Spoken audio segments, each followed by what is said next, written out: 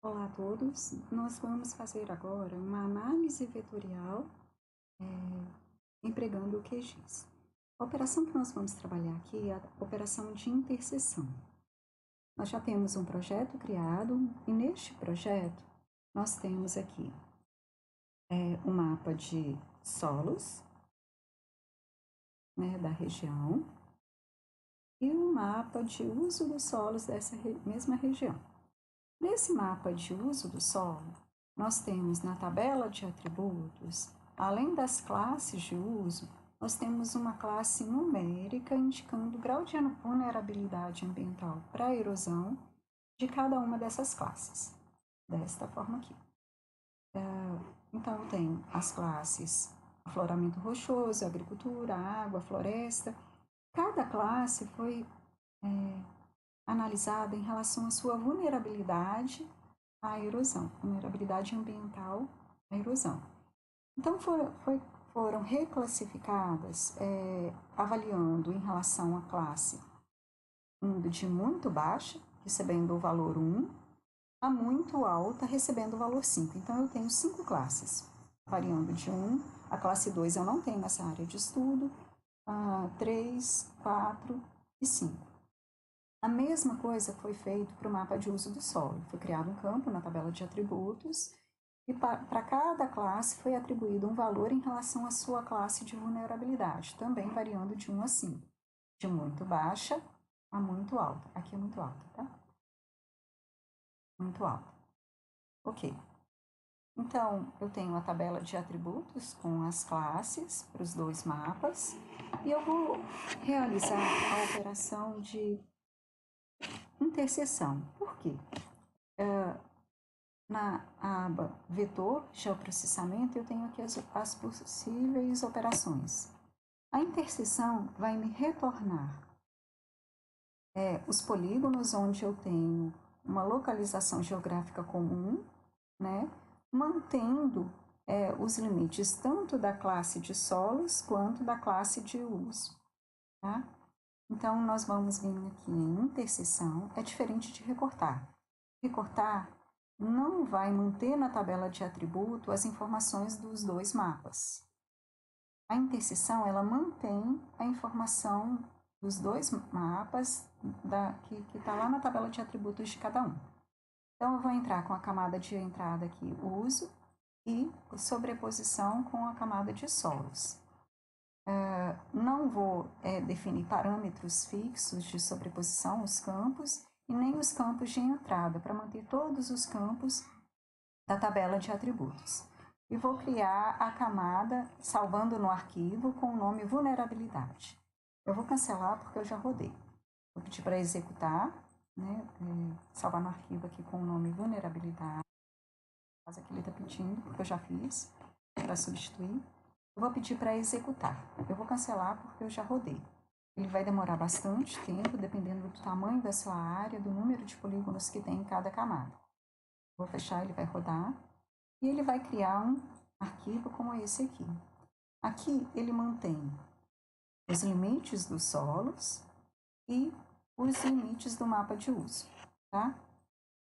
E na tabela de atributos, eu vou ter aqui o campo classe V e o classe VU. Classe VU que veio da camada de uso do solo e o classe V que veio da camada solo. Okay? Bom, eu ainda não tenho a integração da vulnerabilidade dessa camada como resultado de vulnerabilidade ambiental.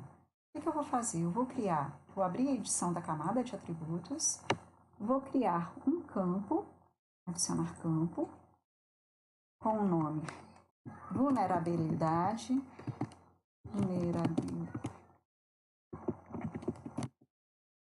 ele só permite 10 caracteres, tá?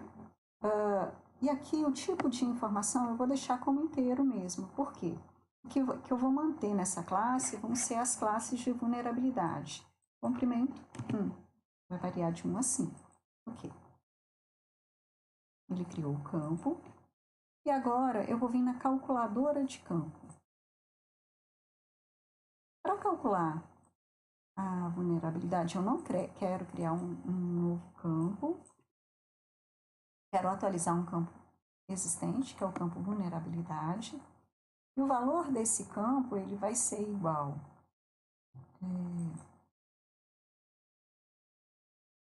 campos de valores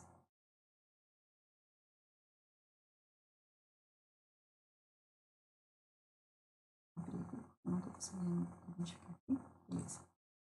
Eu vou somar os valores de classe V com classe VU.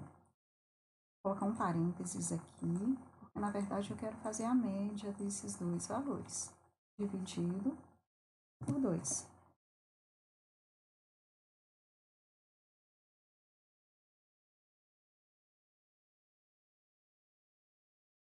Vou tirar o igual aqui, porque eu não preciso.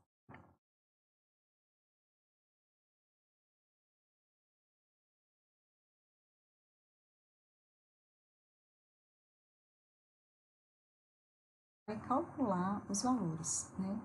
Vamos aqui na tabela de atributos, vamos pegar um polígono aqui que tenha valores diferentes. Por exemplo, aqui, ó. Esse polígono aqui, ele tinha o valor de vulnerabilidade em relação ao uso, à classe de solos, o valor 1. Em relação ao uso, que era pastagem, o valor 3. Como resultado final da vulnerabilidade, eu tenho a média desses dois valores. 1 com mais 3, 4, dividido por 2, 2. E assim ele fez para cada polígono desse mapa que ele gerou. Então, agora eu posso reclassificar aqui o meu mapa, vou vir em propriedades, simbologia, vou colocar categorizado, e o campo de valor aqui vai ser vulnerabilidade. Classificar.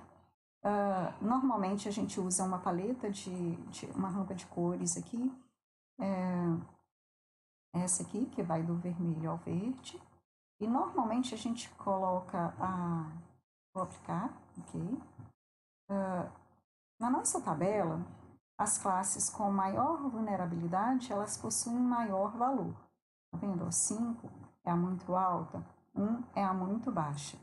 Então, o interessante é que os tons, eles permaneçam com uma paleta aqui invertida. Vou voltar lá em propriedades, simbologia.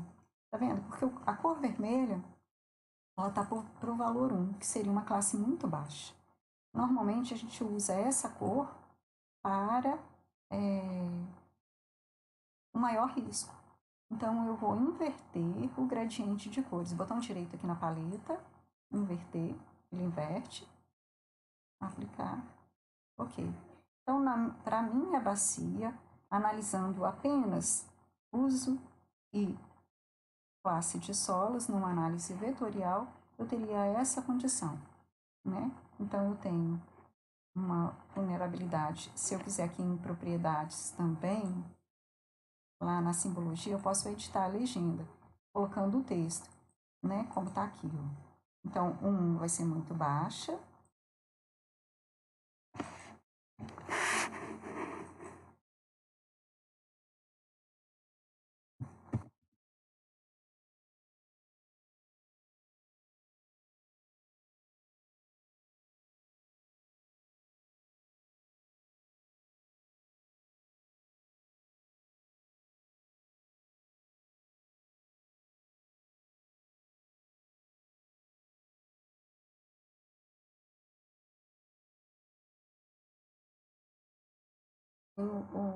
As minhas classes de vulnerabilidade por meio de uma análise vetorial dessa forma. Se eu não quiser esse limite, essa borda preta em cada campo, eu posso vir aqui em preenchimento e tirar a linha. Preenchimento, estilo e traço sem linha, ok? Faço isso para todos os polígonos, todas as classes. Tá vendo? O mapa ele fica mais limpo.